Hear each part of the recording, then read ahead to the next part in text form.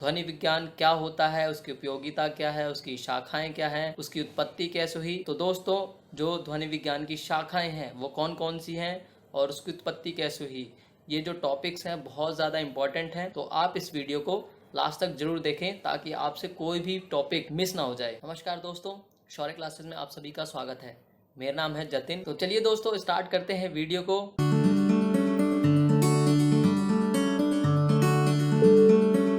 तो ध्वनि विज्ञान किसे कहते हैं? ध्वनि विज्ञान भाषा विज्ञान का एक बहुत ही महत्वपूर्ण अंग है। इसके लिए अंग्रेजी में फोनोलॉजी और फोनेटिक्स दो शब्द प्रचलित हैं। दोनों शब्दों का संबंध ग्रीक भाषा के फोन शब्द से है। फोन शब्द का अर्थ ध्वनि होता है। यह शब्द संस्कृत के भण धातु का ही परिवर्तित रूप है। भण शब्द का अर्थ ध्वनि करना या कहना होता है। ग्रीक भाषा में संस्कृत भाषा के चतुर्थ वर्ण का द्वितीय वर्ण हो जाता है, अतः भा को फा हो जाता है। दोनों शब्द का अर्थ ध्वनि विज्ञान ही है। ध्वनि विज्ञान में मुख्य रूप से ध्वनि शिक्षा, ध्वनि की परिभाषा, ध्वनि की विविध ध्वनियाँ, वाग्यंत्र, ध्वनियों का वर्गीकरण, ध्वनि के गुण, ध्वनि की उत्पत्ति, ध्वनि का श्रोता तक पहुँचना, श्रवण और ग्रहण तथा ध्वनियों की शाखाएं आदि का विचार किया जाता है। दोस्तों, इसके लिए एक श्लोक भी मिलता है कि ध्वनिर विश्लेषणम शिक्षा वर्णनम च विभाजनम परिवृत्त्यादि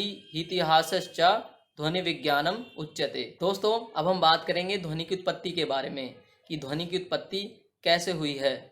इसके लिए हमें दो विद्वानों के मत प्राप्त होते हैं, जिनमें आचार्य पाणिनि जी के द्वारा ध्वनि की उत्पत्ति के विषय में उनका मत इस प्रकार है। आत्मा बुद्धया समेत्यर्थान मनोयुंक्ते विवक्षया मनः कायाग्निम आहंति सा प्रेरयति मारुतम। उसके बाद कहा गया है मारुतस्तूरसी चरण मंद्रम जनयति स्वरम। इसके लिए एक और श्लोक है सोदीर्णो मूर्धन्यभिहतो वक्त्रमापद्य मारुतः वर्णान जनयते तेषाम विभागः पंचधा स्मृतः। तो दोस्तों, पाणिनि जी के द्वारा जो 3 श्लोक या कारिकाएं प्राप्त होती हैं उनका अर्थ क्या है जान लेते हैं। इनका अर्थ है, सबसे पहले आत्मा या चेतन तत्व का बुद्धि या ज्ञान तत्व के साथ संपर्क होता है और अपने अभीष्ट अर्थ को व्यक्त करने की इच्छा से मन को प्रेरित करता है। मन शारीरिक शक्ति को प्रेरित करता है, जिससे वायु में प्रेरणा उत्पन्न होती है। यह प्रेरित वायु फेफड़ों में गतिशील होकर सामान्य ध्वनि को उत्पन्न करता है और वायु ऊपर उठकर मुख के ऊपरी भाग यानी मूर्धा में टकराकर मुख में पहुंचती है और 5 प्रकार से विभाजित होकर ध्वनियों को उत्पन्न करती है। दोस्तों, ध्वनि की उत्पत्ति के विषय में दूसरा जो मत है वो भर्तृहरि जी का है। भर्तृहरि जी ने ध्वनि की उत्पत्ति के इस भाव को प्रकारांतर से रखा है और कहा है कि अथायाम अंतरो ज्ञाता सूक्ष्मे वागात्मनि स्थितः व्यक्तये स्वस्य रूपस्य शब्दत्वेन विवर्तते। इसके बाद कहते हैं स मनोभावम आपद्य तेजसा पाकमागतः वायुम विशति प्राणमथासौ समुदीर्यते। एक और श्लोक इसमें मिलता है विभजन स्वात्मनो ग्रंथीन श्रुति रूपैः पृथक विधि प्राणो वर्णान विभज्य वर्णेशोपलीयते। ध्वनि की उत्पत्ति के विषय में भर्तृहरि जी ने जो श्लोक कहे हैं उनका अर्थ यह है कि जीवात्मा सूक्ष्म वाक रूप में विद्यमान है और वही अपने स्वरूप की अभिव्यक्ति के लिए शब्द रूप में परिवर्तित होता है, वह विचार रूप में परिवर्तित होता है और शारीरिक ऊष्मा से युक्त होकर प्राण वायु में प्रवेश करता है। उसके बाद वह ऊपर उठता है, वह अपनी ग्रंथियों को विभक्त करके पृथक पृथक ध्वनियों के रूप में परिवर्तित होता है।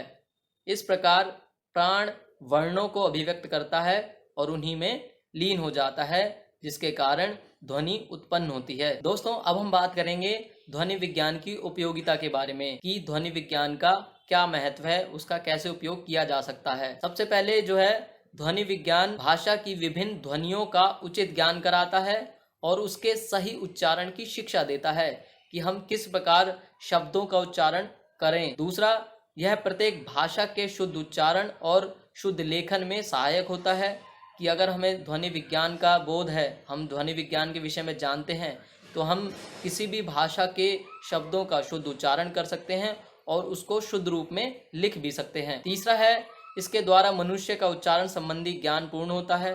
बिल्कुल सही बात है कि अगर कोई भी ध्वनि विज्ञान के विषय में जानता है तो उस व्यक्ति का या मनुष्य का ध्वनि विज्ञान से जो संबंधित उच्चारण संबंधी ज्ञान है वो संपूर्ण होता है। इसमें चौथा है, ध्वनि विज्ञान प्रत्येक ध्वनि के सही उच्चारण स्थान और प्रयत्न को बताता है कि जैसे हम कौन कौन से शब्दों का उच्चारण कहाँ से करते हैं। हमारे मुख में होता है ना कंठ, तालु, मूर्धा, तो उनके उच्चारण स्थान क्या है और उनका प्रयत्न क्या है, बाह्य प्रयत्न है या कौन सा प्रयत्न है। इसी में पांचवा है कि जो हमारा उच्चारण स्थान होता है, जो प्रयत्न होता है, ठीक उसी उच्चारण स्थान से और उतना ही प्रयत्न करके उस ध्वनि को शुद्ध रूप में उच्चारण किया जा सकता है।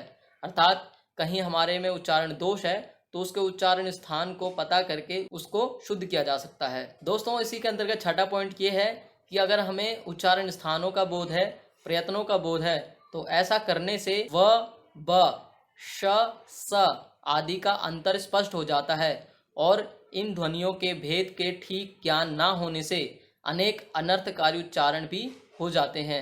जैसे सर तालाब होता है तो हम सर को कई बार क्या बोलते हैं, शर, तो जिसका अर्थ क्या हो जाता है, बाण। अर्थात सर तालाब को शर कहने से बाण अर्थ हो जाएगा। हम कई बार अपने जीवन में गलत शब्दों का उच्चारण कर देते हैं, जैसे सा को शा बोल देते हैं, पा को फा बोल देते हैं, बहुत से ऐसे अशुद्ध उच्चारण कर देते हैं जिनका अर्थ का अनर्थ हो जाता है। इसलिए कुछ प्राचीन व्याकरण विद्वानों ने ध्वनि उच्चारण का महत्व बताते हुए कहा है कि प्रत्येक व्यक्ति को थोड़ा व्याकरण और उच्चारण शिक्षा का ज्ञान अवश्य ही होना चाहिए, जिससे स्वजन यानी हमारे संबंधी, अपने संबंधी रिश्तेदार, स्वजन यानी कुत्ते ना हो जाएं। दोस्तों, एक शब्द है स्वजन, अगर हम इसका अशुद्ध उच्चारण करते हैं, स्वजन की जगह स्वजन बोल दें, तो स्व और स्व में बहुत अंतर है। जिसका स्वजन का अर्थ तो रिश्तेदार होता है, लेकिन अगर स्वजन बोल दिया उसकी जगह तो वो कुत्ते अर्थ में हो जाएगा, जो सही नहीं है। इसके लिए एक श्लोक भी मिलता है, क्या है, देखिए, यद्यपि बहु नाधीशे तथापि पठपुत्र व्याकरणम स्वजनः स्वजनो मा भूत सकलम शकलम सकृत शकृत। ध्वनि विज्ञान की उपयोगिता से संबंधित अन्य जो पॉइंट है वो है, ध्वनि विज्ञान का उपयोग विश्व की विभिन्न भाषाओं को सीखने में बहुत उपयोगी है। यह प्रत्येक भाषा की मूल ध्वनियों का ज्ञान कराता है, अतः किसी भी नई भाषा का उच्चारण सरलता से सीखा जा सकता है। दोस्तों, अगर हमारा भाषा उच्चारण सही है, शब्दों का उच्चारण ठीक है, अगर हम सही से शब्दों को बोल सकते हैं तो हम किसी भी भाषा को सरलता से सीख सकते हैं, चाहे वो संस्कृत हो, हिंदी हो या अंग्रेजी। 9वां पॉइंट है, ध्वनि विज्ञान विभिन्न भाषाओं के परस्पर संबंध को भी स्पष्ट करता है। जैसे संस्कृत और अंग्रेजी के कुछ शब्द यहाँ पर लिए गए हैं। जैसे जो संस्कृत का शब्द है त्री को इंग्लिश में क्या बोलते हैं, थ्री, और संस्कृत का शब्द है गो यानी को क्या बोलते हैं, काउ, ठीक है। और इसी के साथ ही पितृ शब्द जो संस्कृत का इसका अर्थ होता है पिता, लेकिन इसको इंग्लिश में क्या बोलते हैं, फादर, तो पितृ फादर। और इसी के साथ ही मातृ शब्द जो है उसको बोलते हैं मदर, ठीक है, यानी माता।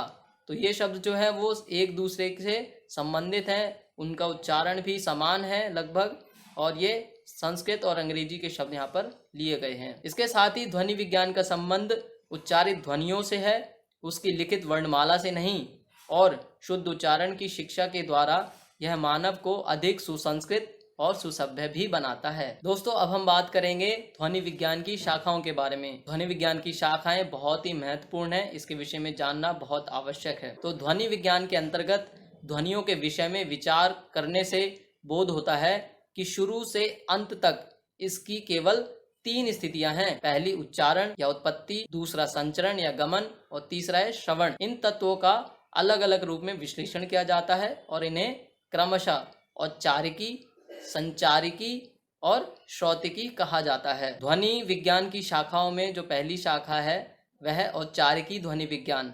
इसमें ध्वनियों के उच्चारण और ध्वनियों की उत्पत्ति का विवेचन किया जाता है। वक्ता या बोलने वाला अपने वाक् यंत्र अर्थात ओठ, जीभ आदि अवयवों की सहायता से ध्वनियों की उत्पत्ति करता है। इसके अंतर्गत ध्वनि यंत्रों का विस्तार से अध्ययन किया जाता है। उच्चारण से संबंध होने के कारण इसको औच्चारिकी तथा शारीरिक विज्ञान भी कहा जाता है। दोस्तों, ध्वनि विज्ञान की दूसरी शाखा है संचारिकी ध्वनि विज्ञान। इसमें उच्चारण के बाद होने वाली ध्वनि तरंगों का अध्ययन किया जाता है और साथ ही यह भी देखा जाता है कि किस प्रकार ध्वनि तरंगें मुख और नासिका में उत्पन्न होकर वायु तरंगों के माध्यम से श्रोता के कर्णपटह तक पहुंचते हैं। यह भौतिकी की एक प्रसिद्ध शाखा है और इसमें ध्वनि तरंगों की गणना एवं उसके संचार का वर्णन होता है। इसको तरंगीय या संवाहनिक ध्वनि विज्ञान भी कहा जाता है। ध्वनि विज्ञान की तीसरी शाखा है श्रौतिकी ध्वनि विज्ञान। इसमें यह अध्ययन किया जाता है कि वायुमंडल में संचरण करने वाली ये ध्वनि तरंगें किस प्रकार कर्णपटह को प्रभावित करती हैं। उसके बाद मध्य कर्ण और अंतःकर्ण को प्रभावित करते हुए संवेदक तंत्रिकाओं के द्वारा किस प्रकार मस्तिष्क तक पहुंचती हैं। वहां वे अपने स्वरूप के अनुसार पहचानी जाती हैं और इसको श्रावणिक ध्वनि विज्ञान भी कहा जाता है। दोस्तों, ध्वनि विज्ञान भाषा विज्ञान का एक बहुत ही महत्वपूर्ण भाग है। इसके अंतर्गत हम ध्वनि की उत्पत्ति, उसके श्रवण, उसकी उपयोगिता और उसकी शाखाओं के साथ साथ अन्य बहुत सी जो चीज़ें हैं जो ध्वनि से संबंधित होती हैं, जैसे ध्वनियों का वर्गीकरण, उसकी वर्णमाला आदि, और भी जो मात्राएं किस प्रकार से जो हमारे उच्चारण स्थान हैं, बाह्य प्रयत्न हैं, उन सबको हम जानते हैं। तो ये बहुत ही महत्वपूर्ण विषय है। दोस्तों, अगर ये वीडियो आपको पसंद आया हो तो इस वीडियो को लाइक करें, कमेंट करके बताएं और इस वीडियो को अपने सभी दोस्तों के साथ शेयर करें। अगर आप इस चैनल पर नए हैं तो इस चैनल को सब्सक्राइब करें और बेल आइकन को दबाएं। इस वीडियो को लास्ट तक देखने के लिए आप सभी का धन्यवाद।